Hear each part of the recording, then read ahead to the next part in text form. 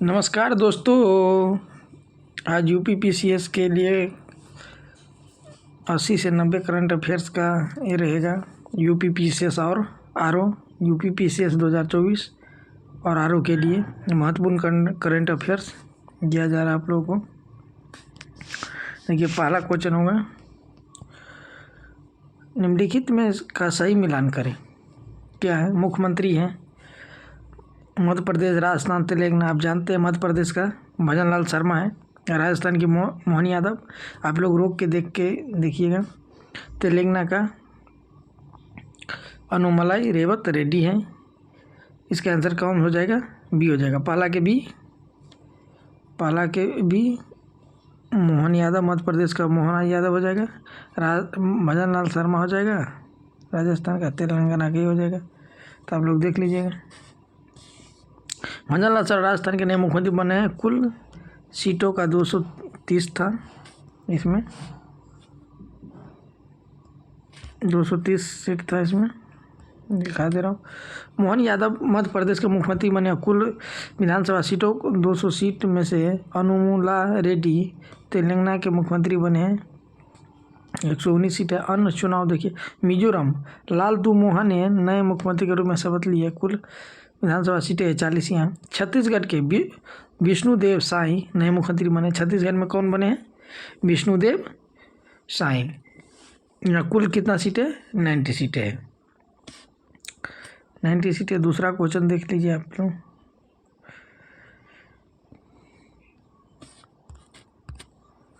हाल ही में चर्चा में रही सिलकायारा टनल भारत के किस राज्य में स्थित है? सिलकारा टनल भारत के किस राज्य में स्थित है? सिक्किम, असम, उत्तराखंड, गुजरात। बताइए। ये गुजरात में स्थित है। इसका अथी देख लीजिए। यह यमुनोत्री राष्ट्रीय राजमार्ग उत्तराखंड पर स्थित यह 4.5 किलोमीटर लंबी सुरंग है। सुरंग ढाने से 40 मजदूर इसमें फंस गए थे। उसमें 17 दिनों की कड़ी मशक्कत के बाद बचाया गया था इसको। आप लोग को याद होगा कि उत्तराखंड में जो फंस गया था मजदूरों, उसको कितनी मुश्किल से विदेशों से कुछ बुलाए गए थे कारीगरों को। सुरंग का उद्देश्य था गंगोत्री और यमुनोत्री के बीच 26 किलोमीटर से घटाकर 4.1 किलोमीटर करना। तीसरा क्वेश्चन आप देख लीजिए। उत्तर प्रदेश के निम्नलिखित में से किस उत्पाद को हाल ही में जीआई टैग प्राप्त हुआ है? कालपई, हस्तशिल्प कागज, जलेसर धातु शिल्प या सिल्क वर्थ। कौन सा हुआ है? आंसर होगा तो पहला और दूसरा होगा, दोनों को प्राप्त हुआ है। कालपी हस्त निर्मित कागज, कालपी हस्त निर्मित कागज होगा। जलेसर शिल्प धातु, इस दोनों को मिला है। व्याख्या देख लीजिए आप। सी बकरथॉर्न उत्तर प्रदेश का नहीं बल्कि लद्दाख का जीआई टैग है, और अन्य उत्तर प्रदेश की जीआई टैग है। जैसे हस्तशिल्प श्रेणी में जसल धातु शिल्प का उत्तर प्रदेश का है, और जो तीसरा है वो लद्दाख का है। ये भी याद रखिएगा, सी करवर्थ। चौथा क्वेश्चन आप देख लीजिए।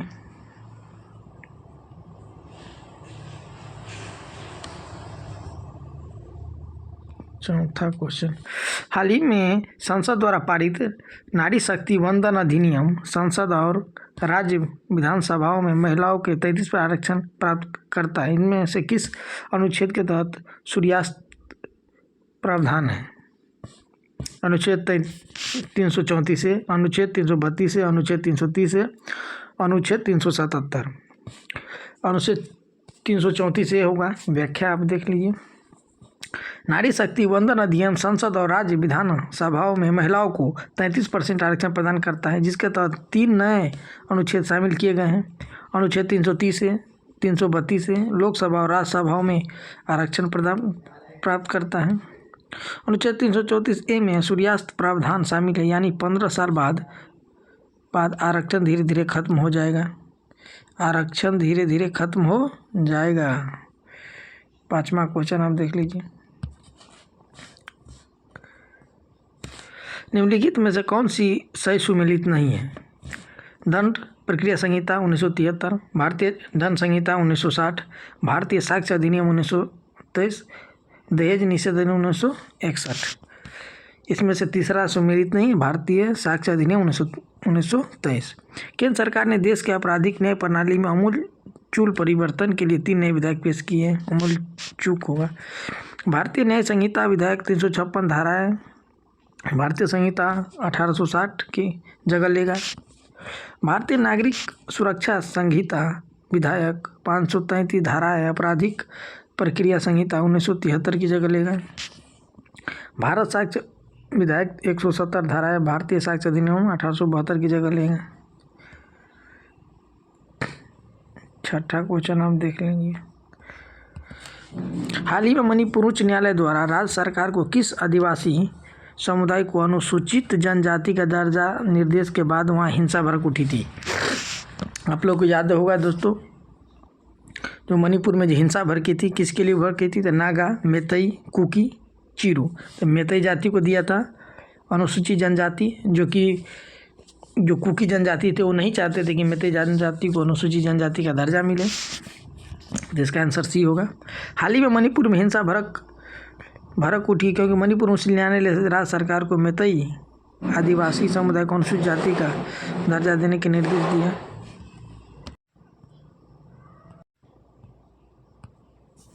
सातवां क्वेश्चन देख लीजिए।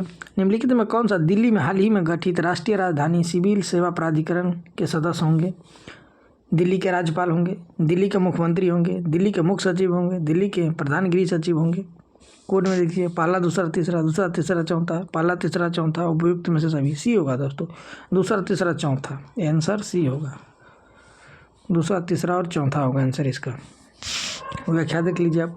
दिल्ली एनसीटी सरकार संशोधन विधेयक अधिनियम संसद द्वारा पारित किया गया है, जिसने दिल्ली में न्याय प्राधिकरण राष्ट्रीय राजधानी सिविल सेवा प्राधिकरण NCCA बनाया गया है। NCCA की संरचना क्या है? अध्यक्ष होंगे मुख्यमंत्री, इसके अध्यक्ष होंगे मुख्यमंत्री। सदस्य होंगे दिल्ली के मुख्य सचिव, दिल्ली के प्रधान गृह सचिव, और असहमत होने पर LG NCCA की सिफारिश वापस कर सकते हैं। 8वां क्वेश्चन आप देख लीजिए। हाल ही में भारत में निम्नलिखित में से किस राजनीतिक दलों को चुनाव आयोग द्वारा राष्ट्रीय राजनीतिक दलों के रूप में मान्यता प्राप्त कर दी गई है? राष्ट्रीय दल के रूप में मान्यता दी गई। तृणमूल कांग्रेस, आम आदमी पार्टी, राष्ट्रीय कांग्रेस पार्टी, भारतीय कम्युनिस्ट पार्टी, मार्क्सवादी। दोस्तों ये मिला है दूसरा और चौथा को, तो दूसरा आम आदमी पार्टी को मिला है, चौथा कौन है? भारतीय कम्युनिस्ट पार्टी मार्क्सवादी को मिला है। तो दोनों को मिला है, आम आदमी पार्टी को और भारतीय कम्युनिस्ट पार्टी मार्क्सवादी। इंपॉर्टेंट क्वेश्चन है, आप लोग याद रखिएगा, ये आ सकता है एग्जाम में। व्याख्या देख लीजिए। हाल ही में आम आदमी पार्टी को भारत के चुनाव आयोग द्वारा राष्ट्रीय पार्टी के रूप में मान्यता दी गई है। अब भारत में 6 राष्ट्रीय पार्टियां हैं: आम आदमी पार्टी, भारतीय जनता पार्टी,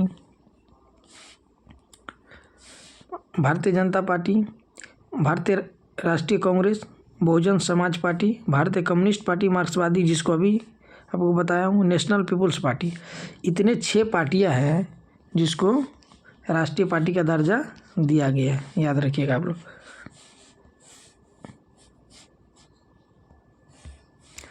नौवां क्वेश्चन आप देख लीजिए। हाल ही में कॉनराड संगमा ने निम्नलिखित में से किस राज्य के मुख्यमंत्री के रूप में शपथ ली है? कॉनराड संगमा। मेघालय, मिजोरम, त्रिपुरा, नागालैंड। कहाँ के लिए है?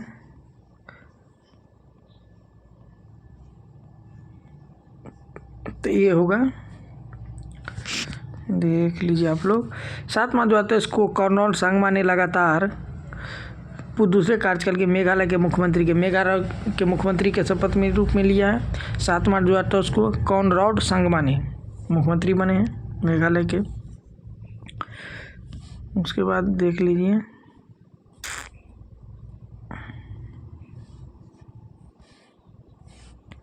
दसवां क्वेश्चन। 17वें प्रवासी भारतीय दिवस का विषय क्या था? 17वें जो प्रवासी भारतीय दिवस था उसका विषय क्या था? भारतीय की भूमि, नए भारत के निर्माण में प्रवासी, आत्मनिर्भर भारत में योगदान, भारतीय प्रवासियों के साथ जुड़ाव को पुनः परिभाषित करना, प्रवासी अमृतकाल में भारतीय प्रगति के लिए विश्व स्तरीय भागीदार, इसका आंसर डी होगा। प्रवासी अमृतकाल में भारत की प्रगति के विश्वसनीय भागीदार, अमृतकाल याद रखिएगा। अगर पूछ दे 17वें प्रवासी भारतीय दिवस का थीम तक क्या था, तो प्रवासी अमृतकाल में भारत की प्रगति के विश्वसनीय भागीदार। व्याख्या देख लीजिए आप। 17वें प्रवासी भारतीय दिवस PVD सम्मेलन 2023 का विषय प्रवासी अमृतकाल में भारत की प्रगति के लिए विश्वसनीय भागीदार है। मुख्य अतिथि थे डॉक्टर मोहन इरफान अली, युगाना सरकारी गणराज्य के अध्यक्ष थे। विशिष्ट चंद्रिका प्रसाद संतोखी थे।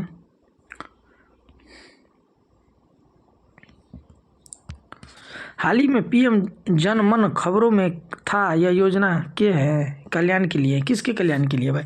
रक्षा कर्मी, किसान, आदिवासी या महिला?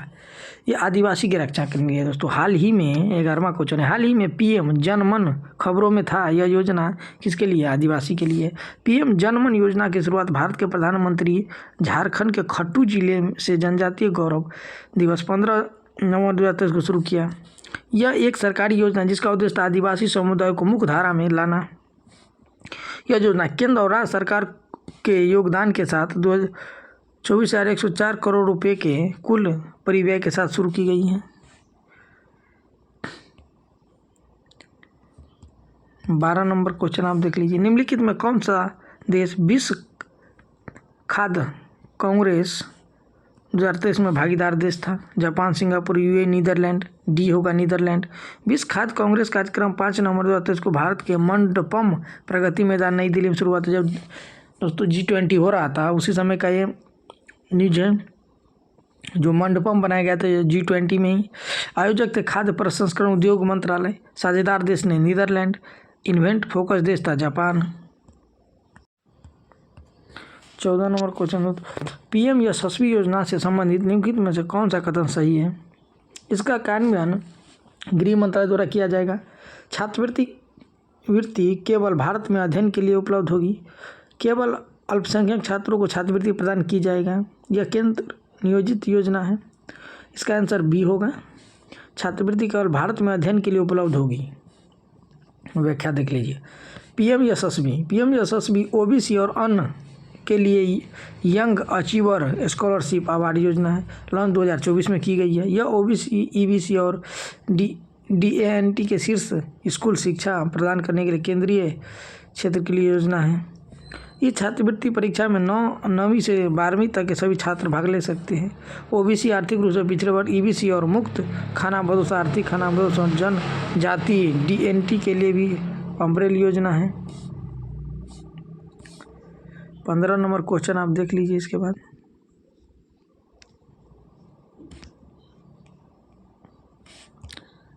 15 नंबर क्वेश्चन क्या है? हाल ही में नागरिक उड्डयन मंत्री ने किस राज्य में UDN 5.2 योजना शुरू की है? हाल ही में नागरिक उड्डयन मंत्री ने किस राज्य में उड्डयन योजना 5.2 शुरू की गई है? मध्य प्रदेश, उत्तर प्रदेश, राजस्थान, गुजरात। ये मध्य प्रदेश में शुरू की गई है। डिस्क्रिप्शन व्याख्या सुना दे रहा हूँ। 25 जुलाई 2023 को नागरिक उड्डयन मंत्रालय द्वारा मध्य प्रदेश के खजुराहो में UDN 5.2 लॉन्च किया गया है। साथ ही 5 में हेली शिखर सम्मेलन का शुभारंभ किया गया है। आयोजन का विषय था अंतिम मील तक पहुंचना, हेलीकॉप्टर और विमान के माध्यम से क्षेत्रीय कनेक्टिविटी। UDN योजना 21 अक्टूबर 2016 को 10 साल के दृष्टिकोण के साथ शुरू की गई थी। प्रधानमंत्री नरेंद्र मोदी ने 27 अप्रैल 2017 को शिमला से दिल्ली को जोड़ने वाली उड़ान किया था। 16 नंबर क्वेश्चन है, चौथे राष्ट्रीय जल पुरस्कार से कितने लोगों को सम्मानित किया गया है? चौथे राष्ट्रीय जल पुरस्कार से कितने लोगों को सम्मानित किया गया है? 41, 7, 22, 101। 41 लोगों को सम्मानित किया गया है। चौथे राष्ट्रीय जल पुरस्कार से 41 लोगों को सम्मानित किया गया है। व्याख्या देखिए। 17 जून 2023 को विज्ञान भवन नई दिल्ली में भारत के राष्ट्रपति द्वारा सम्मानित किया गया है। 11 श्रेणी में घोषित किया गया था। 41 विजेताओं को सम्मानित किया गया। राष्ट्रीय जल पुरस्कार 2018 में जल संसाधन, नदी विकास, गंगा कायाकल्प विभाग DWOR RDNGR द्वारा शुरू किया गया था। याद रखिएगा, इम्पोर्टेंट क्वेश्चन है। राष्ट्रीय जल पुरस्कार कितने लोगों को वितरित किया गया था? 41। 17 नंबर क्वेश्चन आप देख लीजिए। नई हॉलमार्क विशिष्ट पहचान में कितने अंक हैं? 11, B में 3, सी के 7, डी के 6। कितने हैं? तो 6 होगा। भारतीय मानक ब्यूरो ने बिना हॉलमार्क वाले सोने के आभूषण की बिक्री पर रोक लगा दी है। आप कुछ दिन पहले न्यूज़ में सुने होंगे कि बिना हॉलमार्क सोने आप बिक नहीं सकते हैं, हॉलमार्क ही बिकेंगे। हॉलमार्क विशिष्ट बाजार में 6 अंकीय अल्फा न्यूमोरिक कोड है जो प्रत्येक हॉलमार्क वाले सोने के आभूषण के लिए अद्वितीय है। 18 नंबर क्वेश्चन देख लीजिए। वाइब्रेट विलेज प्रोग्राम द्वितीय वर्ष में लागू किया जाएगा। वाइब्रेट विलेज प्रोग्राम द्वितीय वर्ष में लागू किया जाएगा। कब, कौन? 2022-23 से 25-26 के लिए, 19-20 से 30-31 के लिए, 20-21 से 46-47 के लिए, 21-22 से 23-24 के लिए। तो ये आप लोग आइडिया भी लगा के बना सकते हैं कि 2022-23 से 25-26 के लिए किया जाएगा। तो पहला आंसर होगा इसका। व्याख्या देख लीजिए। यह एक केंद्र नियोजित योजना है जिसे वर्ष 2023 से 2025-26 तक लागू किया गया है।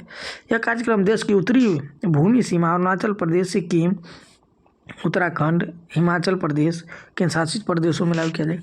लद्दाख के 4 राज्यों और 1 केंद्र शासित प्रदेश जिसमें 19 जिले और 46 सीमा ब्लॉकों में सड़क बुनियादी ढांचों के विकास के और आजीविका के अवसरों के निर्माण के लिए प्रदान करेगा। यह कार्यक्रम चिन्हित सीमावर्ती गांवों में रहने वाले लोगों के जीवन की गुणवत्ता सुधार करेगा।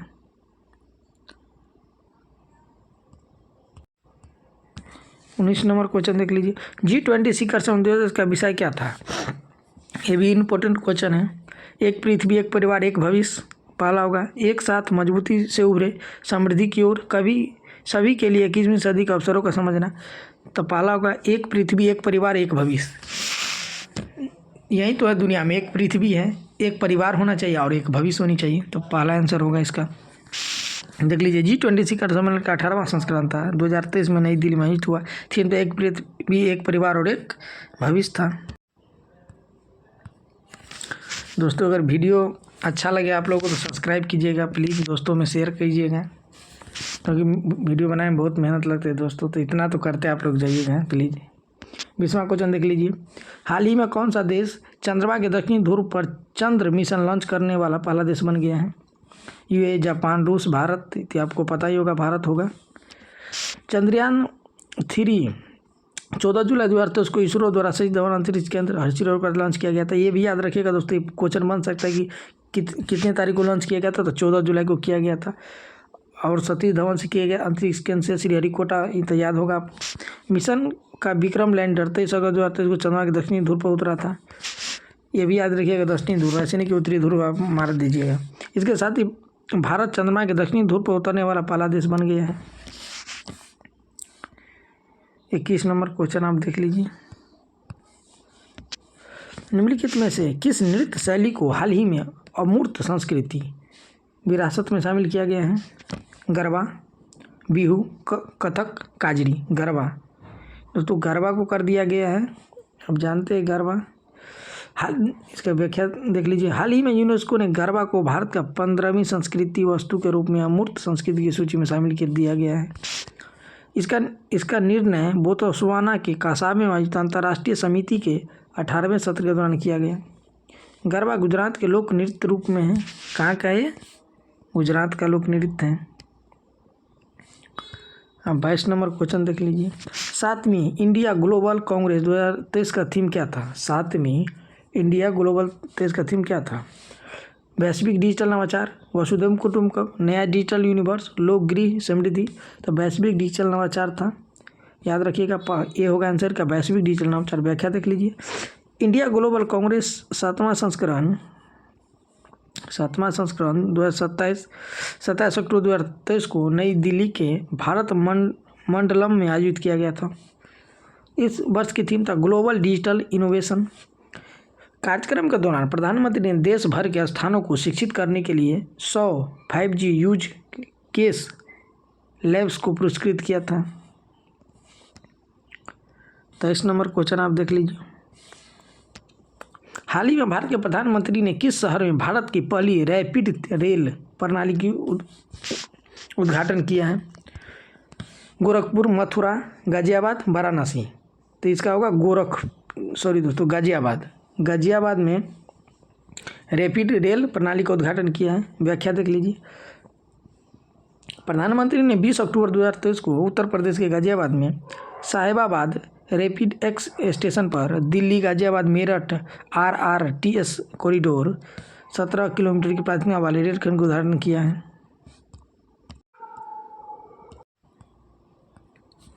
25 नंबर क्वेश्चन देखिए, निम्नलिखित में से कौन सा शहर स्वच्छ वायु सर्वेक्षण पुरस्कार 2023 में प्रथम स्थान रहा है? थाइन, गुटूर, आगरा, इंदौर। स्वाभाविक सी बात है इंदौर होगी, जो कि 4-5 साल से स्वच्छ शहर में भी है और स्वच्छ वायु सर्वेक्षण पुरस्कार में भी इंदौर को प्रथम स्थान मिला इस बार। व्याख्या देख लिए। पुरस्कार की घोषणा केंद्रीय पर्यावरण मंत्रालय द्वारा 7 दिसंबर 2023 को भोपाल के मध्य प्रदेश में की गई है। शहरों के 3 श्रेणियों में पुरस्कृत किया गया है। इसको देख लीजिए, शहरों को 3 श्रेणियों में पुरस्कृत किया गया है। पहला श्रेणी जनसंख्या 10 लाख होनी चाहिए। दूसरा श्रेणी है जनसंख्या 3 से 10 लाख होनी चाहिए। तीसरा श्रेणी है कि 3 लाख से कम होनी चाहिए। शीर्ष स्थान इंदौर मध्य प्रदेश प्राप्त किया है। दूसरा स्थान अमरावती महाराष्ट्र में है और तीसरा स्थान परवाणु हिमाचल प्रदेश को प्राप्त हुआ है। आपको याद हो गया होगा कि स्वच्छ शहर वायु सर्वेक्षण में पहला स्थान इंदौर को दिया गया, दूसरा अमरावती महाराष्ट्र को और तीसरा परवाणु हिमाचल प्रदेश को, याद रखिएगा। 26 नंबर क्वेश्चन, हाल ही में यूनेस्को विश्व धरोहर स्थल में शामिल होयसल मंदिर भारत के किस राज्य में स्थित है? होयसल मंदिर केरल, कर्नाटक, तमिलनाडु, उड़ीसा। कर्नाटक में स्थित होयसल मंदिर। कर्नाटक में स्थित होयसल मंदिर होयसला मंदिर भारत का 42वां यूनेस्को स्थल बन गया है। 42वां इसको मस्त है। कौन सा? होयसला मंदिर कर्नाटक में। कहाँ है? कर्नाटक में है। 41वां विरासत स्थल शांति निकेतन पश्चिम बंगाल है। ये 42वां बन गया। 41वां कौन है? शांति निकेतन पश्चिम बंगाल है। होयसल मंदिर 12वीं और 13वीं शताब्दी में बना था। इसका प्रतिनिधित्व बेलूर, हैलीबीड और सोमनाथपुर के 3 घटकों द्वारा किया गया था। 27 नंबर क्वेश्चन देख लीजिए। भारत मंडपम की हाल ही में उद्घाटन की गई है। इमारत का आकार किससे लिया गया है? शिव त्रिशूल का, कमल का फूल का, शंख का, सुदर्शन चक्र का। तो शंख का लिया गया है। देख लीजिए आप। 26 जुलाई 2023 को भारत के प्रधानमंत्री ने प्रगति मैदान में 2700 करोड़ रुपए के भारत मंडपम का उद्घाटन किया है। यह एक अंतर्राष्ट्रीय प्रदर्शनी सम्मेलन केंद्र में था। भवन का आकार शंख से लिया गया है। सब याद रखिएगा आप लोग। 28 नंबर क्वेश्चन देखिए। हाल ही में राष्ट्रीय अपराध ब्यूरो की वार्षिक रिपोर्ट 2023 के अनुसार निम्नलिखित में से कौन से कथन सही है? भारत में 2022 में अपराध दर 2021 से कम हो गई है। दूसरा, 2021 की तुलना में 2022 में साइबर अपराध की रिपोर्टिंग में 24.4% की वृद्धि हुई है। कौन होगा? पहला और दूसरा दोनों होगा, क्योंकि भारत में 2022 में अपराध दर 2021 से कम हो गई है। सही बात है। 2021 की तुलना में 2022 में साइबर अपराध की रिपोर्टिंग में 24.4% की वृद्धि हुई है। ये भी सही है, तो इसका आंसर सी होगा। व्याख्या देख लीजिए। वर्ष 2022 के लिए NCBR की वार्षिक रिपोर्ट 2023 में जारी की गई है। व्याख्या इसलिए बता दे रहा हूँ क्योंकि आपको छोटे छोटे क्वेश्चन उसमें से भी उठा सकते हैं, इसलिए आप लोग याद रखिएगा। अपराध दर प्रति लाख जनसंख्या पर दर्ज अपराध 2021 में 445.9 से घटकर 2022 में 422.2 हो गया है। जो 21 की तुलना में 2022 में साइबर अपराध की रिपोर्टिंग 24 इतना हो गया है, वृद्धि हुई है। पूर्ण जनसंख्या में उत्तर प्रदेश में महिलाओं के खिलाफ अपराध के मामले में सबसे अधिक FIR दर्ज हुई है। सबसे ज़्यादा महिलाओं के अपराध में कहाँ दर्ज हुई है FIR? तो हुए हैं उत्तर प्रदेश में।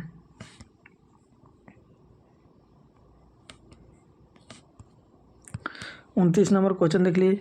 भारत में नवीनतम खाद्य सुरक्षा और पोषण 2023 रिपोर्ट के अनुसार भारत की कितनी प्रतिशत आबादी कुपोषित है? अच्छा क्वेश्चन है, याद रखिएगा।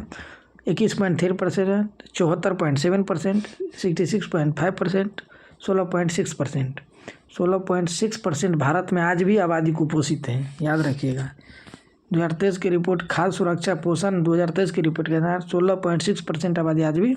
व्याख्या दे 12 दिसंबर 2023 को खाद्य और कृषि संगठन द्वारा भारत में खाद्य सुरक्षा और पोषण 2023 रिपोर्ट जारी की गई। इसके अनुसार 2021 में 74.1% भारतीय स्वच्छ आहार लेने में असमर्थ थे। देश की 16.6% आबादी अल्प पोषित है। भारत में जन्म के समय कम वजन का प्रचलन सबसे अधिक है, 27.4%। भारत में जो बच्चे जन्म लेते हैं तो कम वजन का प्रचलन सबसे, क्योंकि माँ जो बच्ची होती है उसकी माँ अगर कुपोषित होगी तो बच्चे कहाँ से अच्छे होंगे। वजन कम स्वाभाविक होगा। जब माँ पौष्टिक भोजन नहीं करेगी, माँ खुद कुपोषित रहेगी, तो बच्चे कहाँ से अच्छे आएंगे। तो दोनों की 30 नंबर क्वेश्चन देख लीजिए।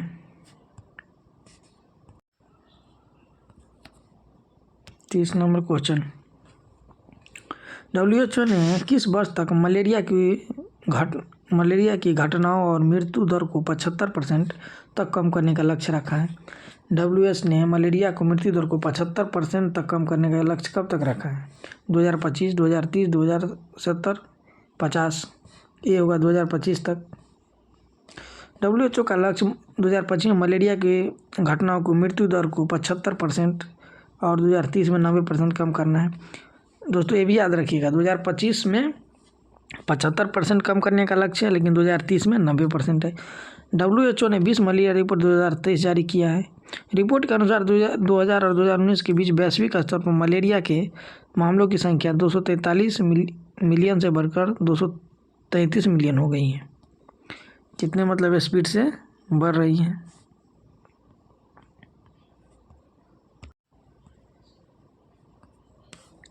इकतीस नंबर क्वेश्चन देख लीजिए। भारत में सड़क दुर्घटना रिपोर्ट 2022 के अनुसार निम्नलिखित में से किस राज्य में राष्ट्रीय राजमार्गों पर सबसे अधिक दुर्घटना दर्ज की गई है? बी में उत्तर प्रदेश, तमिलनाडु, असम, महाराष्ट्र। तमिलनाडु में सबसे ज़्यादा दर्ज की गई है। व्याख्या देख लीजिए। भारत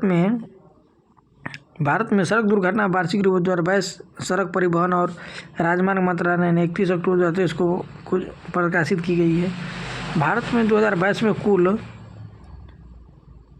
4,61,312 सड़क दुर्घटना की गई है। वेनेजुएला में प्रति 1 लाख जनसंख्या मरे गए लोगों की दर सबसे अधिक है। वेनेजुएला में सबसे अधिक है। 2022 में राष्ट्रीय राजमार्गों पर सबसे अधिक सड़क दुर्घटना तमिलनाडु में दर्ज की गई है।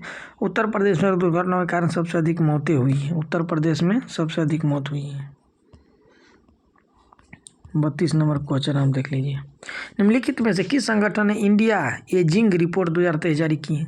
इंडिया एजिंग रिपोर्ट विश्व स्वास्थ्य संगठन, अंतर्राष्ट्रीय मुद्रा कोष की UNFC की विश्व व्यापार संगठन UNFC। इंडिया एजिंग रिपोर्ट 2023 से 27 को 27 दिसंबर 2023 को जारी की गई है। UNFPA संयुक्त राज्य जनसंख्या कोष भारत द्वारा अंतर्राष्ट्रीय जनसंख्या विज्ञान संस्था IIPS के स्वीकृत किया गया था। रिपोर्ट के अनुसार भारत की बुजुर्ग आबादी की दशकीय वृद्धि दर 41% होने का अनुमान है। 33 नंबर क्वेश्चन, लघु सिंचाई पर हाल ही में जारी 6ठी जनगणना रिपोर्ट का संदर्भ क्या है? 2017 से 18, 2022 से 23, 2020 से 21, 2010, 2017 से 18। लघु सिंचाई पर हाल ही में जारी 6ठी जनगणना रिपोर्ट का संदर्भ वर्ष क्या है? 2017 से 18। व्याख्या देख लीजिए। लघु सिंचाई योजना पर 6ठी जनगणना रिपोर्ट हाल ही में जल शक्ति मंत्रालय द्वारा किसके द्वारा जारी किया गया? जल शक्ति मंत्रालय। जनगणना संदर्भ पर 2017-18 की योजना बनाई गई थी। देश में 995 जिला है, जिसमें गोवा में 23.4 मिलियन लघु सिंचाई योजना बताई गई है। देश में सबसे अधिक लघु सिंचाई योजना उत्तर प्रदेश 17.2% है। इसके बाद महाराष्ट्र में 15.4% और मध्य प्रदेश में 9.9% है। 34 नंबर क्वेश्चन आप देख लीजिए। किस भारतीय संस्थान ने NIRF इंडिया रैंकिंग 2023 को में समग्र श्रेणी में पहला स्थान बरकरार रखा है? IIM Ahmedabad, IIT Madras, IISc Bangalore, AIIMS नई दिल्ली। तो IIT मद्रास हो गया इसका आंसर। राष्ट्रीय संस्था रैंकिंग INSE हाल ही में किस मामलों में राज्य मंत्रालय जारी किया गया था? 35 नंबर क्वेश्चन, 5वें राज्य खाद्य सुरक्षा सूचकांक SFSI में केंद्र शासित प्रदेश श्रेणी में निम्नलिखित में से कौन सा प्रथम स्थान पर है? दिल्ली, चंडीगढ़, लद्दाख, जम्मू और कश्मीर। जम्मू और कश्मीर होगा। व्याख्या देख लीजिए। हाल ही में केंद्रीय स्वास्थ्य और परिवार कल्याण मंत्री के अधीन भारतीय खाद्य सुरक्षा और मानक प्राधिकरण ने वर्ष 2022-23 के लिए 5वां राज्य खाद्य सुरक्षा सूचकांक जारी किया है। केंद्र शासित प्रदेश श्रेणी में जम्मू कश्मीर पहले स्थान पर है, दिल्ली दूसरे स्थान पर, चंडीगढ़ तीसरे स्थान पर है। छोटे राज्य की श्रेणी में गोवा पहले स्थान पर, बड़े राज्य की श्रेणी में केरल पहले स्थान पर है। 36 नंबर क्वेश्चन आप लोग देख लीजिए। निम्नलिखित में से किस संगठन ने भारत न्याय रिपोर्ट 2022 जारी की है? किस संगठन ने भारत न्याय रिपोर्ट 2022 जारी की है?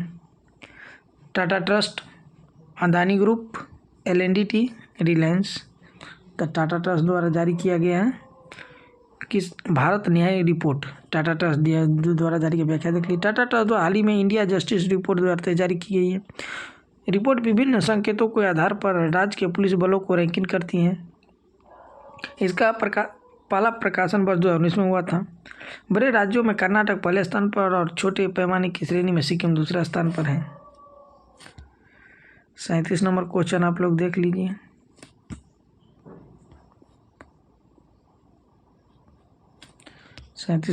उच्च शिक्षा पर अखिल भारतीय सर्वेक्षण AISHI ने 2022-21 के संदर्भ में निम्नलिखित कथनों पर विचार करें।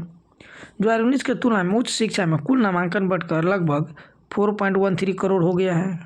2019 की तुलना में 2020-21 में महिला नामांकन में कमी आई है। पहला होगा, पहला दूसरा होगा या दूसरा होगा या कोई नहीं है, बताइए। तो आंसर केवल पहला होगा। जनवरी 2023 में शिक्षा मंत्रालय ने 2011 से उच्च शिक्षा पर अखिल भारतीय सर्वेक्षण AISHH की जारी किया।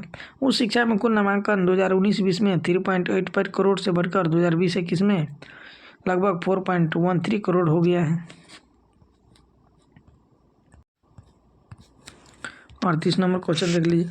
भारत राज्य वन रिपोर्ट ISSR 2021 के संदर्भ में लिखित कथन में कौन सा कथन सही है? मध्य प्रदेश सर्वाधिक वन क्षेत्र है। मिजोरम में वन क्षेत्र का प्रतिशत सर्वाधिक है। पहला में कि दूसरा होगा कि पहला दूसरा दोनों होगा? कोई नहीं होगा। तो पहला दूसरा दोनों होगा। देख लीजिए। 13 जनवरी 2021 को पर्यावरण वन जलवायु परिवर्तन मंत्रालय ने भारत राज्य वन रिपोर्ट IIFR 2000 के जारी किया है। सर्वाधिक वन मध्य प्रदेश और अरुणाचल प्रदेश और छत्तीसगढ़ में है। मध्य प्रदेश, अरुणाचल और छत्तीसगढ़ में है। प्रतिशत के रूप में वन आवरण मिजोरम और अरुणाचल प्रदेश मेघालय में है। मैंग्रोव आवरण 17 वर्ग किमी बढ़ गया है और अब कुल मैंग्रोव आवरण 4992 वर्ग किमी हो गया है। 39 नंबर क्वेश्चन आप देख लीजिए। निम्नलिखित में से किस संगठन ने हाल ही में कोयला रिपोर्ट 2023 जारी की है? कोयला रिपोर्ट किस संगठन ने जारी की है? तो विश्व स्वास्थ्य संगठन, अंतर्राष्ट्रीय ऊर्जा एजेंसी, विश्व व्यापार संगठन, अंतर्राष्ट्रीय मुद्रा कोष। तो मुद्रा कोष तो IC नहीं होगा। विश्व स्वास्थ्य संगठन क्यों कोयला रिपोर्ट जारी करेगा? विश्व व्यापार संगठन नहीं होगा। अंतर्राष्ट्रीय ऊर्जा एजेंसी जारी करेगी। तो ऐसे आप इलिमिनेट करके आप क्वेश्चन मार सकते हैं। व्याख्या देख लीजिए। हाल ही में अंतर्राष्ट्रीय ऊर्जा एजेंसी IEA द्वारा 15 दिसंबर 2023 को कोयला रिपोर्ट 2023 जारी की गई है। रिपोर्ट के अनुसार चीन, भारत, इंडोनेशिया विश्व स्तर पर 3 बड़े कोयला उत्पादक हैं। 40 नंबर क्वेश्चन आप देख लीजिए। निम्नलिखित में से किसने तीसरे विश्व समुद्री भारत शिखर सम्मेलन 2023 उद्घाटन किया है? तीसरे वैश्विक समुद्री शिखर सम्मेलन भारत के राष्ट्रपति ने, भारत के उपराष्ट्रपति ने, भारत के प्रधानमंत्री ने, भारत के रक्षा मंत्री ने। तो भारत के प्रधानमंत्री ने तीसरे वैश्विक समुद्री भारत शिखर सम्मेलन 2023 का उद्घाटन किसने? भारत के प्रधानमंत्री ने किया है। भारत के प्रधानमंत्री ने मुंबई के तीसरे वैश्विक समुद्र शिखर सम्मेलन का उद्घाटन 2023 को किया है। शिखर सम्मेलन का विषय था connect, collaborate, create. Nodal agency बंदरगाह, जहाज रानी सबको कनेक्ट करना है। 41 नंबर क्वेश्चन आप देख लीजिए। हाल ही में अनावरण की गई स्टैच्यू ऑफ वननेस निम्नलिखित में से किस व्यक्ति को प्रदर्शित करती है, दर्शाती है? श्री रामानुजाचार्य, वल्लभ भाई पटेल, आदि शंकराचार्य या भगवान शिव? आदि शंकराचार्य होगा। आप सुने होगी आदि शंकराचार्य का मूर्ति लगा था हाल ही में,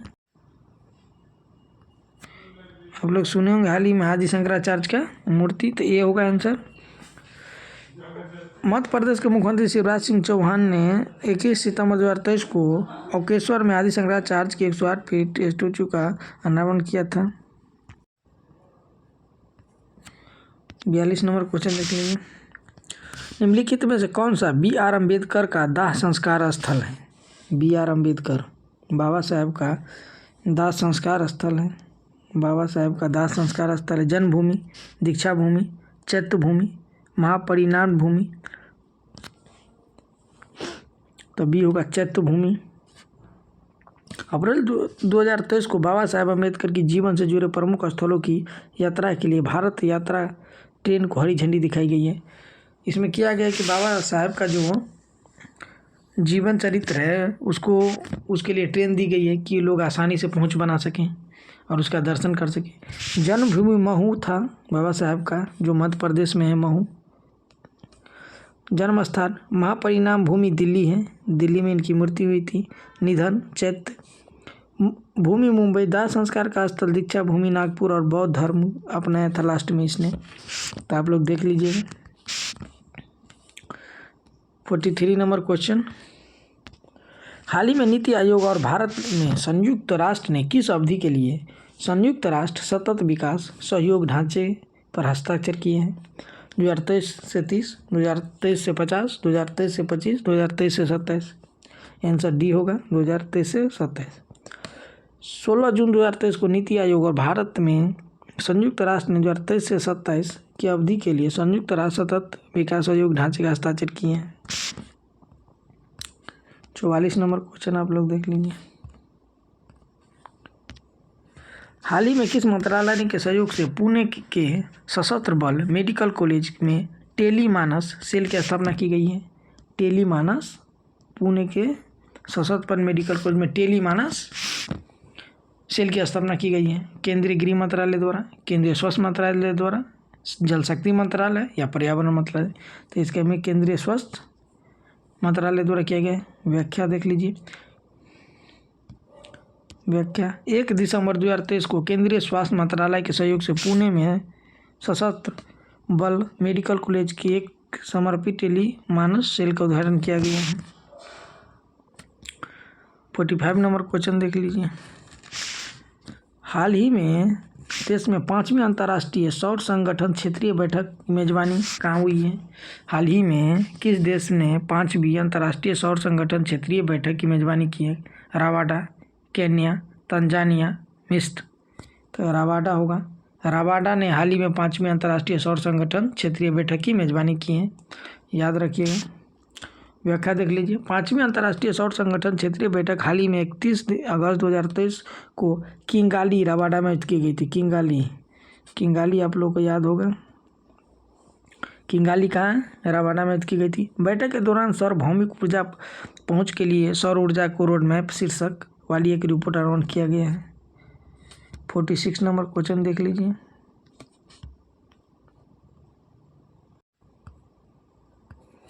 देखिए 46 नंबर क्वेश्चन। गेलेफू परियोजना हाल ही में किस से संबंधित समाचार थी? गेलेफू परियोजना अंतर्राष्ट्रीय शहरी परियोजना, गंगा नदी सफाई परियोजना, चंद्र कक्षा परियोजना, सौर कक्षा परियोजना? अंतर्राष्ट्रीय शहर परियोजना इसका आंसर होगा। गेलेफू परियोजना हाल ही में किससे संबंधित समाचार में थी? आंसर ये हो जाएगा इसका। व्याख्या 23 सितंबर 2023 में भूटान के राजा ने असम के साथ अपनी सीमा पर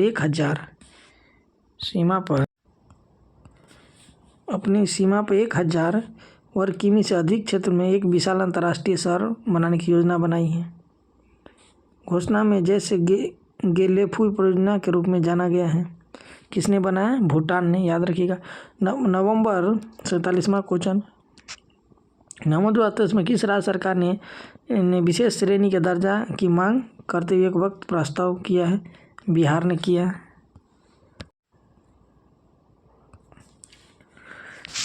47 का डी होगा। व्याख्या देख लीजिए। 22 नवंबर 2023 को मुख्यमंत्री के नेतृत्व वाली कैबिनेट ने बिहार को विशेष श्रेणी का दर्जा SCS देने की मांग करते हुए एक प्रस्ताव पारित किया है। 48 नंबर क्वेश्चन। विश्व कपास दिवस हर वर्ष को मनाया जाता है 16 सितंबर, 12 मार्च, 7 अक्टूबर, 21 जनवरी। 7 अक्टूबर को मनाया जाता है। व्याख्या देख लीजिए। केंद्रीय कपड़ा मंत्री ने हाल ही में 7 अक्टूबर 2023 को विश्व कपास दिवस की पूर्व संध्या पर कस्तूरी कॉटन भारत की वेबसाइट लॉन्च की है। कस्तूरी कॉटन भारत की वेबसाइट लॉन्च की है। 49 नंबर क्वेश्चन देख लीजिए। 49 नंबर क्वेश्चन देख लीजिए। हाल ही में रक्षा मंत्रालय द्वारा शासन, कला और राजनीतिक सोच में भारतीय विरासत को फिर से खोजने के लिए कौन सी परियोजना शुरू की गई है?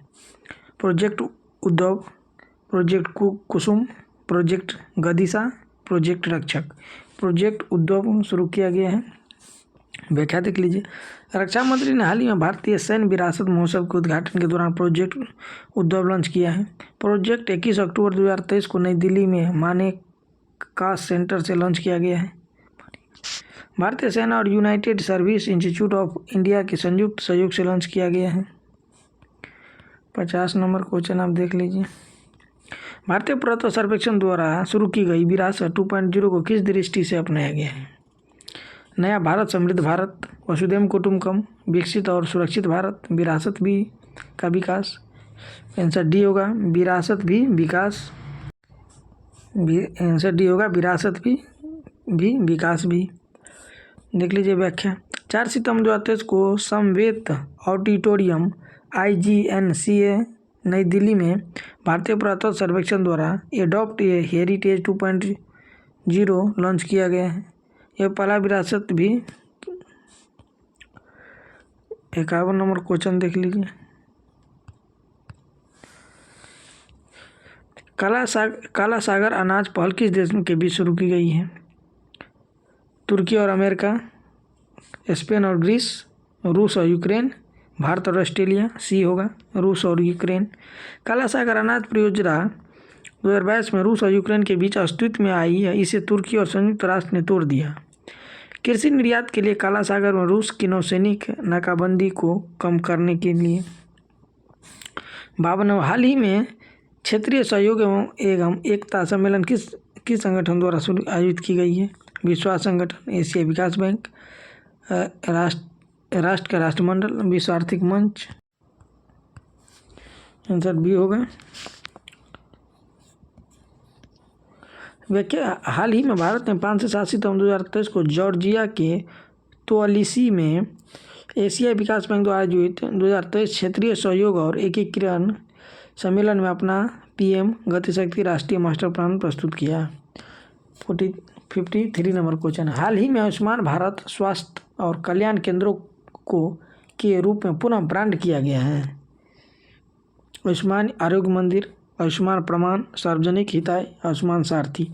आप लोग अभी चर्चा में आए थे। आयुष्मान आरोग्य मंदिर कर दिया गया इसको। आयुष्मान भारत स्वास्थ्य को नाम चेंज करके आयुष्मान आरोग्य मंदिर कर दिया गया है। व्याख्या देख लीजिए। केंद्र सरकार ने हाल ही में मौजूदा आयुष्मान भारत स्वास्थ्य और कल्याण केंद्रों को आरोग्य परम धनम टैगलाइन के साथ आयुष्मान आरोग्य मंदिर के रूप में पुनः ब्रांडेड किया गया है। मतलब सब कुछ वही है, सिर्फ नाम चेंज कर दिया जाता है। कोई भी योजना रहती है तो कुछ दिन चलने के बाद उसको नाम चेंज कर दी थी। उसी प्रकार VVI क्वेश्चन दोस्तों याद रखिएगा, आ सकता है एग्जाम में। जैसे RO UP PCS Ayushman Bharat स्वास्थ्य को क्या कर दिया गया है? आयुष्मान आरोग्य मंदिर कर दिया गया है। 54 नंबर क्वेश्चन देख लीजिए। 55 हाल ही में किस भारतीय राज्य ने डिमेंशिया को सार्वजनिक स्वास्थ्य प्राथमिकता घोषित किया है? डिमेंशिया सार्वजनिक स्वास्थ्य प्राथमिकता घोषित किया। केरल ने, कर्नाटक ने, राजस्थान ने, बिहार ने। तो कर्नाटक ने घोषित किया। सितंबर 2023 में कर्नाटक सरकार ने डिमेंशिया को सार्वजनिक स्वास्थ्य प्राथमिकता घोषित किया है। 55 नंबर क्वेश्चन देख लीजिए। हाल ही में किस भारतीय राज्य को भारत के अगले राज्य के रूप में प्रतिष्ठित भूमि सम्मान से सम्मानित किया गया है? हाल ही में भारतीय राज्य को भारत के अगले राज्य के रूप में प्रतिष्ठित भूमि सम्मान से सम्मानित किया गया है। नागालैंड को, सिक्किम को, कि उड़ीसा को, कि मध्य प्रदेश को? तो किसको किया गया? उड़ीसा को। व्याख्या। भारत के राष्ट्रपति श्रीमती द्रौपदी मुर्मू नई दिल्ली के केंद्रीय ग्रामीण विकास मंत्रालय द्वारा आयोजित एक समारोह में भूमि सम्मान 2023 प्रदान किया। उड़ीसा को भारत के सर्वश्रेष्ठ राज्य के रूप में प्रतिष्ठित भूमि सम्मान दिया गया। भूमि सम्मान किसको दिया गया? इतना ही याद रखिएगा आप लोग कि भूमि सम्मान किसको दिया गया? तो उड़ीसा को दिया गया है। इतना भी काफ़ी है। तो उड़ीसा को। 56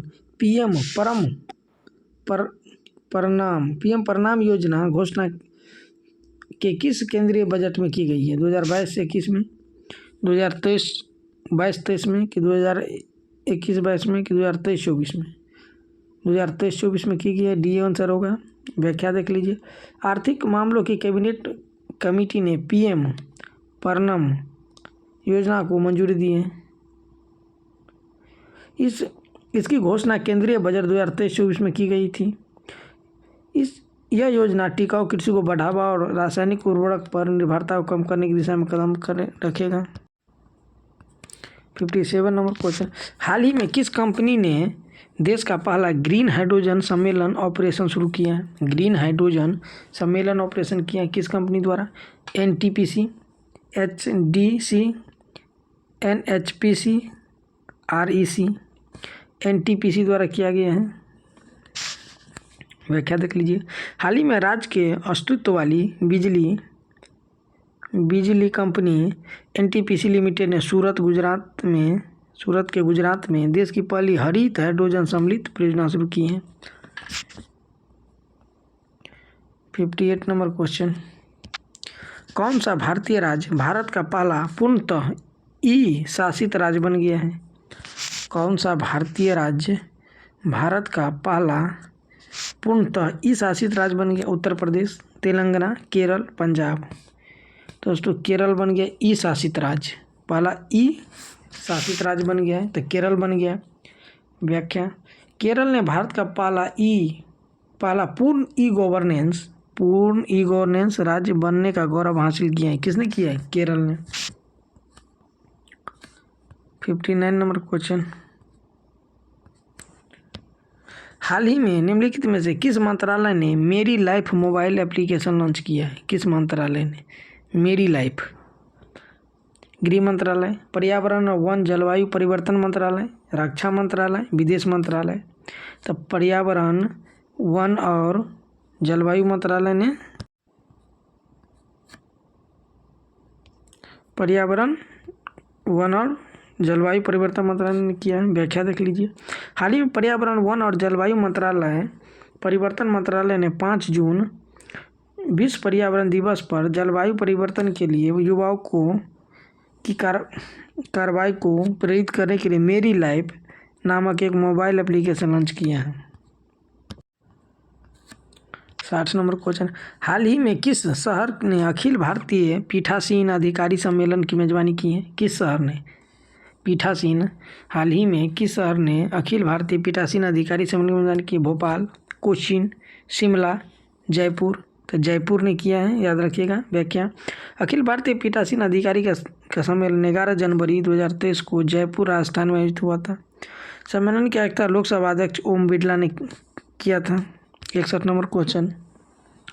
हाल ही में कौन सा गांव भारत का पहला 24x7 सौर ऊर्जा संचालित गांव बन गया है? मतलब 24x7 24 घंटे। मोढोरा, सावा, ममंग, खूंटी? तो आंसर होगा मोढोरा, जो गुजरात का है। याद रखिएगा ही 24x4 आवर संचालित बन गया। कौन? मोढोरा। 62 नंबर क्वेश्चन। हाल ही में कौन सा हाथी रिजर्व भारत का 33वां हाथी रिजर्व बन गया है? तराई हाथी रिजर्व, शिवालिक हाथी रिजर्व, संबलपुर हाथी रिजर्व, सोनीतपुर हाथी रिजर्व? तो तराई हाथी रिजर्व याद रखिएगा आप लोग। हाल ही में कौन सा हाथी रिजर्व भारत का 33वां हाथी रिजर्व बन गया है? तो तराई हाथी रिजर्व। व्याख्या देख लीजिए। भारत का 33वां हाथी रिजर्व उत्तर प्रदेश में बनेगा। उत्तर प्रदेश में बनेगा। जो 3000 वर्ग किमी में फैले इसे तराई हाथी रिजर्व के नाम से जाना जाता है। यह है कहाँ? तो उत्तर प्रदेश में है। देश के दुधवा पीलीभीत क्षेत्र में है। दुधवा तो आप जानते हैं, फेमस है। 63 नंबर क्वेश्चन। 108वीं भारतीय विज्ञान कांग्रेस का विषय क्या है? 108वीं भारतीय विज्ञान कांग्रेस का विषय क्या है? पहला, महिला शक्तिकरण के साथ सतत विकास के लिए विज्ञान प्रौद्योगिकी।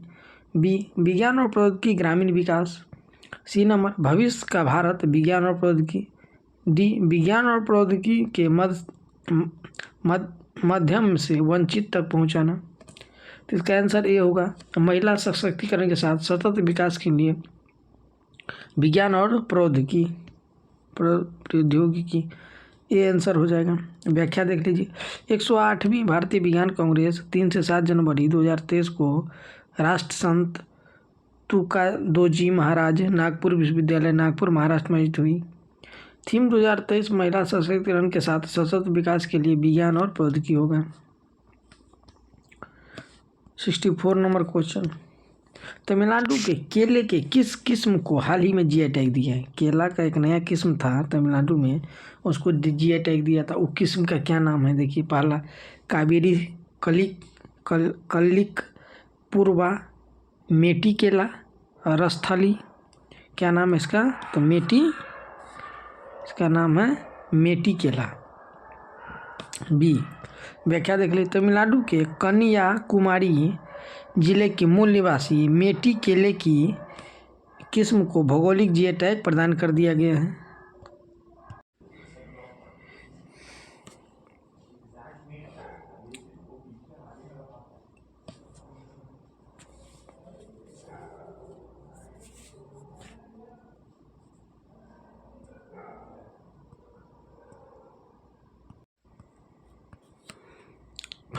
फंसे हुए लोग थे। सूडान से भारतीय नागरिक और विदेशी नागरिक को निकालना।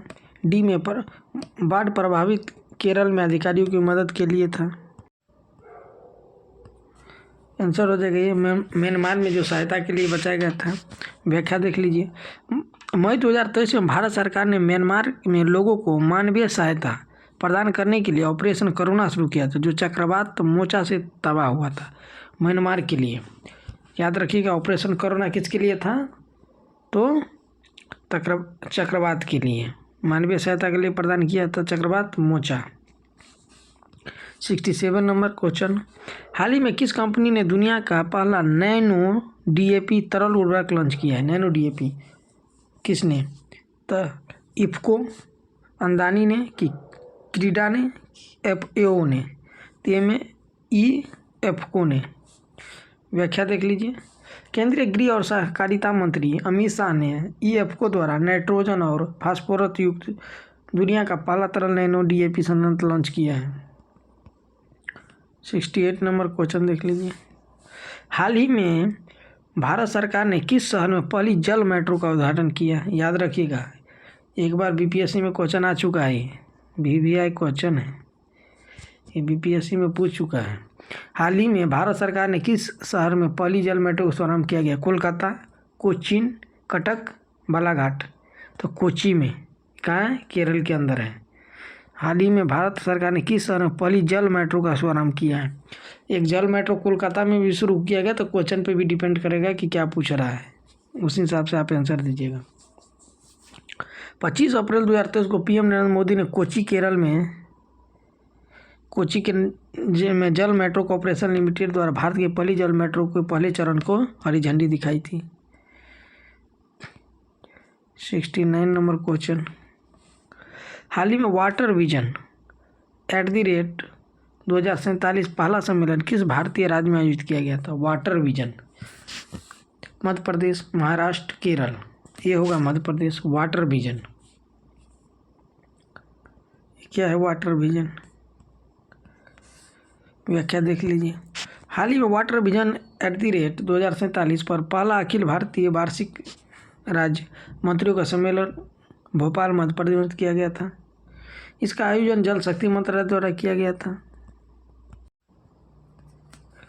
70 नंबर क्वेश्चन, हाल ही में खबरों में रहे रोबोट बैडिकू का उपयोग क्या उपयोग है? सीवेज साफ करने के लिए, रोबोट लॉन्च के लिए, हरित हाइड्रोजन का उत्पादन करना और जनगणना करना। आंसर ये होगा सीवेज साफ करने के लिए किया गया है। किसका?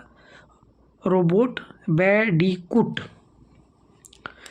व्याख्या देख लीजिए। 24 फरवरी 2023 को केरल सरकार ने सीवेज साफ करने के लिए एक रोबोटिक सफाई कर्मी बैडिकूट लॉन्च किया है।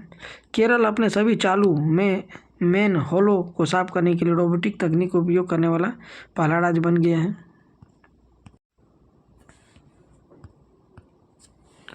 72 नंबर क्वेश्चन, हाल ही में दूसरी भारतीय चावल कांग्रेस किस भारतीय राज्य में आयोजित किया गया है? हाल ही में भारतीय चावल कांग्रेस किस राज्य में आयोजित किया गया है?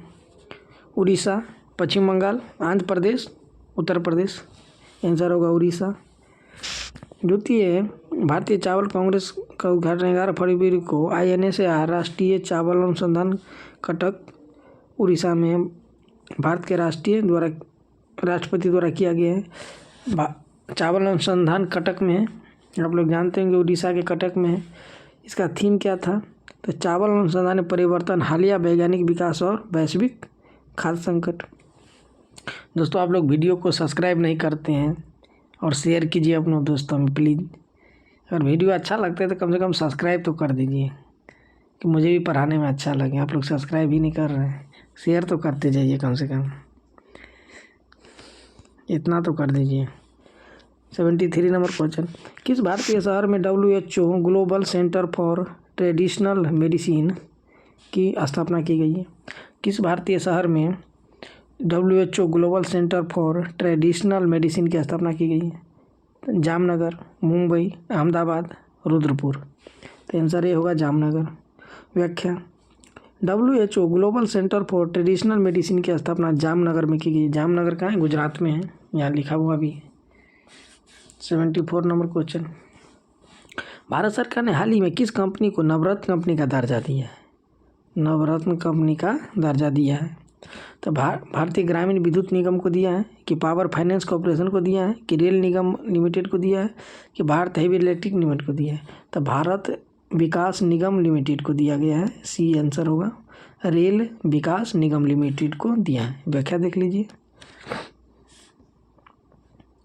इसी को दिया गया है।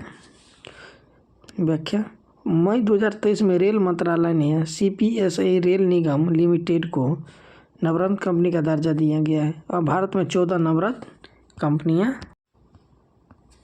75 नंबर क्वेश्चन, निम्नलिखित कथनों पर विचार करें। जम्मू कश्मीर की बसोहली पेंटिंग को GI टैग प्रदान हुआ है।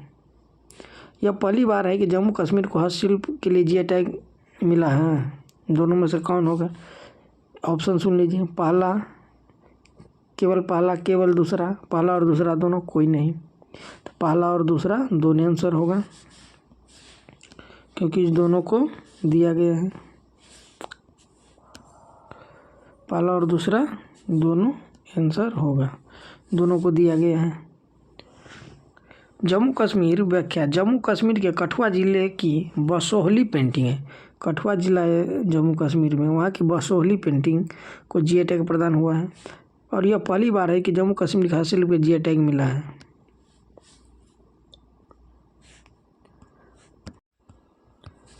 77 नंबर क्वेश्चन, भारत का कौन सा जिला पहला संवैधानिक रूप से साक्षर जिला बन गया है? भारत का पहला संवैधानिक रूप से साक्षर जिला बन गया है। कठुआ, कोल्लम, पानीपत, गोरखपुर। तो कोल्लम आप जान लीजिए, कोल्लम बन गया। भारत का कौन सा जिला पहला संवैधानिक रूप से साक्षर जिला बन गया है? संवैधानिक रूप से तो कोल्लम बन गया। आंसर भी।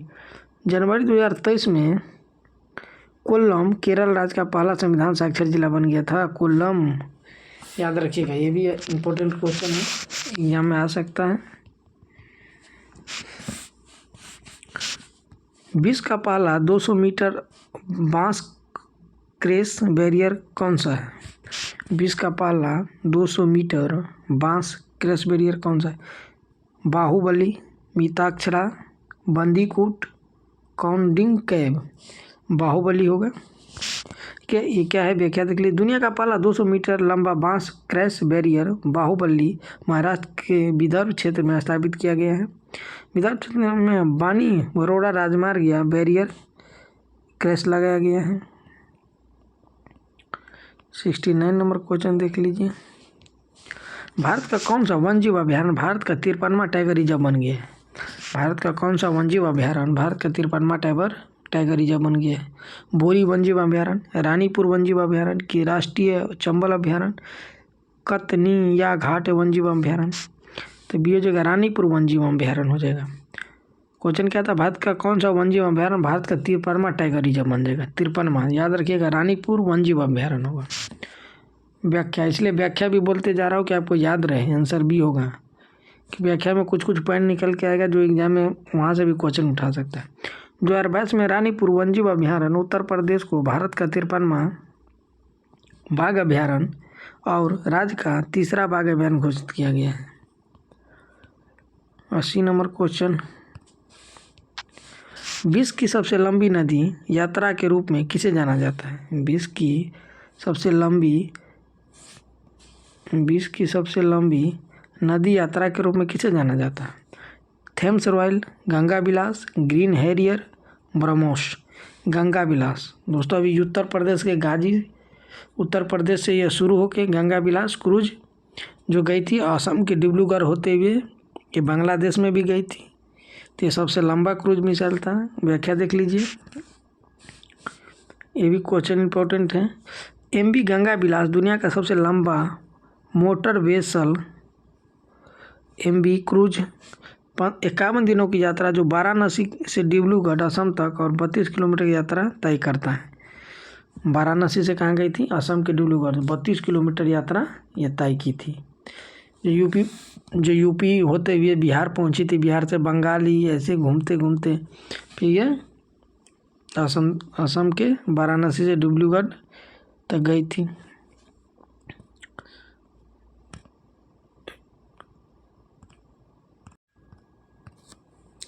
एटी 82 नंबर क्वेश्चन, हाल ही में भारत के दौरे पर आए ओमान के सुल्तान का नाम क्या था? ओमान का जो सुल्तान भारत दौरे पर आए थे उसका क्या नाम था? जायज बिन सुल्तान अल नाहयान, सुल्तान हैथम बिन तारिक, जाबिर अल अहमद अल सबा, मोहम्मद रजा पहलवी। बी था दोस्तों सुल्तान हैथम बिन तारिक। व्याख्या भी है। 16 दिसंबर 2023 को ओमान के सुल्तान हैथम बिन तारिक ने आधिकारिक राज्य की यात्रा भारत का दौरा किया। यह 25 वर्षों में ओमान के सुल्तान की पहली भारतीय यात्रा थी। 83 नंबर क्वेश्चन, दोस्तों अगर वीडियो आप लोग को अच्छा लगता है तो लाइक सब्सक्राइब और दोस्तों में कीजिए। लाइक सब्सक्राइब तो कर ही दीजिए, कम से कम सब्सक्राइब कीजिएगा तो कम से कम वीडियो आएगा तो आपको नोटिफिकेशन तो मिलेगा, इतना तो करते जाइए। हाल ही में किस देश ने प्रोजेक्ट जेमिनी की शुरुआत की है? टेस्ला, गूगल, माइक्रोसॉफ्ट और टाटा। किसने शुरू किया? व्याख्या भी में देख लीजिए। गूगल ने प्रोजेक्ट जेमिनी की शुरुआत की है। यह एक कृत्रिम बुद्धिमत्ता है, मॉडल है जिसे मानव समान व्यवहार प्रदर्शित करने के लिए डिजाइन किया गया है।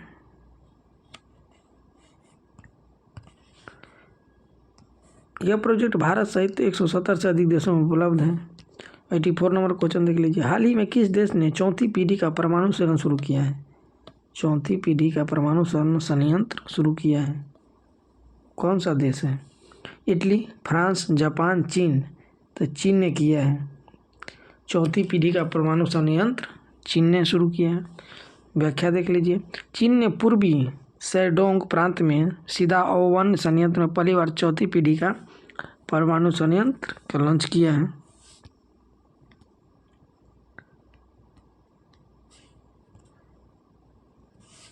एटी 85 नंबर क्वेश्चन देख लीजिए। भारत किस अवधि के लिए हिंद महासागर रिम एसोसिएशन की अध्यक्षता करेगा? भारत किस अवधि के लिए रिम महासागर की अध्यक्षता करेगा? 2023 से 25, 2025 से 27, 2030 से 32, 2046 से 47। आंसर व्याख्या बी होगा। हिंद महासागर रिम आंसर बी होगा, इसका 2025 से 27 तक होगा। व्याख्या देख लीजिए। हिंद महासागर रिम एसोसिएशन की 23वीं बैठक श्रीलंका के कोलंबो में आयोजित हुई है। भारत वर्ष 2023 से 25 के लिए IORA के अध्यक्ष और 2025 से 27 की अवधि के लिए भूमिका निभाएगा। 86 नंबर क्वेश्चन देखिए, 5I संगठन में कौन सा देश भागीदार नहीं है? 5I संगठन क्या है? Australia, New Zealand, Canada, Bharat. तो भारत नहीं है। अब याद रखिएगा, ये भी क्वेश्चन अच्छा है। 5I संगठन में कौन सा देश भागीदार नहीं है? तो कौन सा नहीं है? भारत नहीं है, अपना भारत। व्याख्या देख लीजिए। 5I एलायंस ऑस्ट्रेलिया शामिल है, कनाडा है इसमें, न्यूजीलैंड है इसमें, यूनाइटेड किंगडम है, संयुक्त राज्य अमेरिका के बीच खुफिया संगठन है। 5I संगठन क्या है? ये खुफिया संगठन है जिसमें Australia, Canada, New Zealand, United kingdom, संयुक्त राज्य अमेरिका शामिल है। अच्छा क्वेश्चन, इसको याद रखिएगा। अपनी हालिया ग्रीस 88 नंबर क्वेश्चन, अपनी हालिया ग्रीस यात्रा के दौरान भारत के प्रधानमंत्री ने पुरस्कार से सम्मानित किया गया है। किस पुरस्कार से सम्मानित किया? अपनी हालिया ग्रीस यात्रा के दौरान भारत के प्रधानमंत्री ने पुरस्कार से सम्मानित किया है। Order of honour in grand cross, companion of the order of the Logohu, Druk Gyalpo आदेश, grand collar of the state awards. तो ऑर्डर ऑफ ऑनर का ग्रैंड क्रॉस अवार्ड से सम्मानित किया गया है मोदी जी को। व्याख्या देख लीजिए। भारत के प्रधानमंत्री ने हाल ही में ग्रीस की यात्रा किया है, उन्हें the grand cross of the order of honour से सम्मानित किया गया है, जो ग्रीस के दूसरा सबसे बड़ा सम्मान है, मोदी जी को दिया गया है। हाल ही में कितने अफ्रीकी देशों ने कंपाला घोषणा को अपनाया है? कंपाला घोषणा क्या है? 30 देश ने अपनाया है, 48 देश ने अपनाया है, कि 90 देश ने अपनाया, कि 11 देशों ने अपनाया? तो कंपाला जो है घोषणा की 30 देश, 48 देश ने, 90 देश, 11 देश, जब भी होगा 48 देशों ने। ये क्या है कंपाला योजना?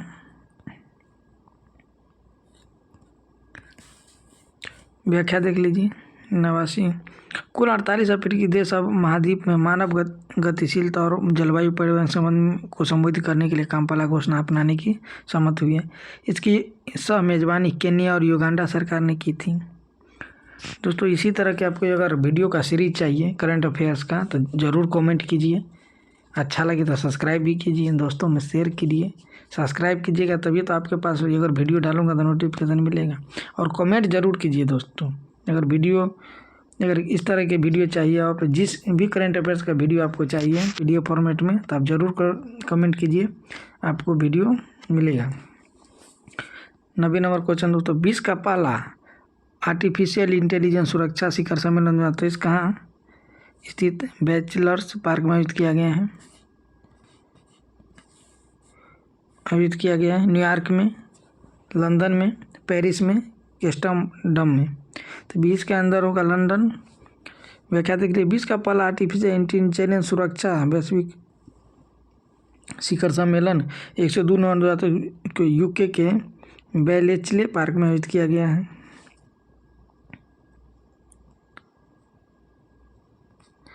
दोस्तों, अगर वीडियो आपको अच्छा लगे तो लाइक, सब्सक्राइब और शेयर प्लीज़ कीजिए।